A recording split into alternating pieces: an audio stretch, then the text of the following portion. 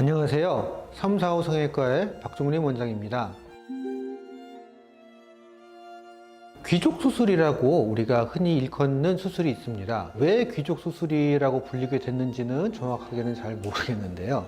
영어로 표시할 때는 파라네잘 오그멘테이션이라고 해요. 그러니까 코 옆쪽에 여기를 뭘 넣어서 올리는 수술이라는 뜻입니다. 그래서 코 날개 옆쪽에 요 팔자주름 시작되는 부위, 요 부위에 우리가 저 아래쪽에 대개는 깊숙이 넣게 돼요. 거기에 보형물이나 뼈나 뭔가 다른 물질을 넣어서 이 부분이 조금 더 올라와 보일 수 있도록 하는 수술을 우리가 흔히 귀족수술이라고 부르고 있습니다.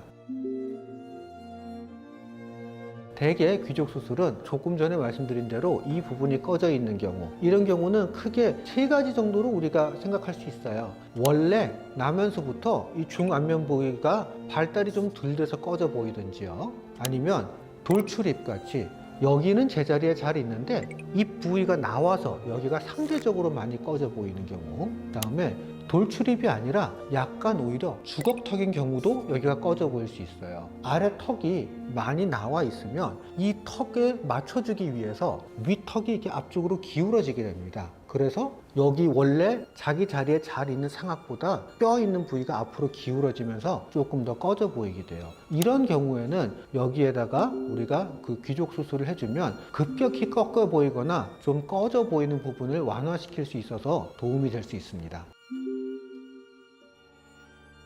예전엔 고어텍스 보형물이나 이런 것들도 많이 사용을 했었는데 지금은 여전히 전통의 강자인 실리콘 보형물을 많이 쓰고 있어요. 근데 실리콘 보형물은 비교적 우리가 쉽게 구할 수 있고 수술도 간편하고 이런 장점이 있는 반면에, 단점은 보형물이 오랜 시간 동안 뼈를 누르고 있으면은 뼈 침식이나 이런 게 약간 있을 수 있거든요. 그런데 이 뿌리 있는 데가 오래 눌리면 이 뿌리가 눌려서 그 뼈가 침식이 되면 이 뿌리가 노출이 된다든지, 그래서 치아와 연관된 증상들이 생기거나 이런 경우들이 있을 수 있어요. 그리고 보형물을 고정을 하는 선생님들도 있고 안 하는 선생님들도 있는데, 고정을 하지 않는 경우에 이게 조금 이동해 가거나 틀어지거나 좀 그런 경우들이 있을 수 있습니다. 그래서 보형물의 경우는 가장 장점은 간단하다 일 거고요, 가장 큰 단점은 이동하거나 뼈 침식이 있을 수 있다, 이렇게 정리할 수 있겠습니다.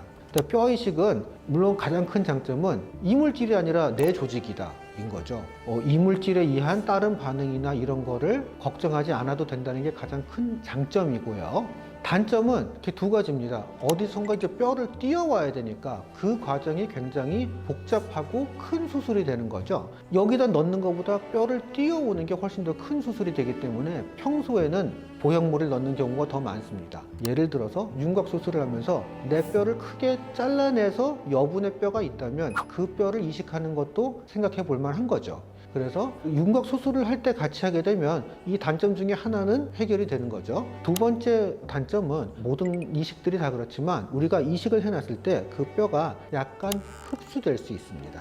인레이 뼈 이식이라는 거, 온레이 뼈 이식이라는 게 두 방식이 있어요. 인레이는 이 두 뼈 사이에 샌드위치 같이 끼워 넣는 거를 방식을 인레이라고 하고요, 이 귀족같이 위에다 얹어 놓는 거를 온레이라고 불러요. 그런데 온레이 방식의 뼈 이식은 인레이보다는 뼈가 흡수가 되는 정도가 조금 더 있을 수 있습니다. 하지만 초기에 어느 정도 흡수되다가 생착돼서 살아남은 뼈는 그 이후에 평생 유지가 되는 거라고 생각을 하시면 됩니다. 귀족 수술은 모든 경우에 다 통용되거나 이런 거는 아닙니다. 팔자주름이 깊다고 무조건 귀족 수술이 도움이 되지는 않습니다. 하지만 여러 가지 경우에 잘 활용하면 내 얼굴의 단점을 비교적 손쉽게 극복할 수 있는 효과적인 방법이 될 수 있습니다. 내가 평소에 귀족 수술에 관심이 있었다면 이런 윤곽 수술과 같이 시행할 경우에는 굉장히 효율적인 옵션이 될 수 있기 때문에 한 번쯤은 고려해 보시는 것도 좋을 거라고 생각됩니다.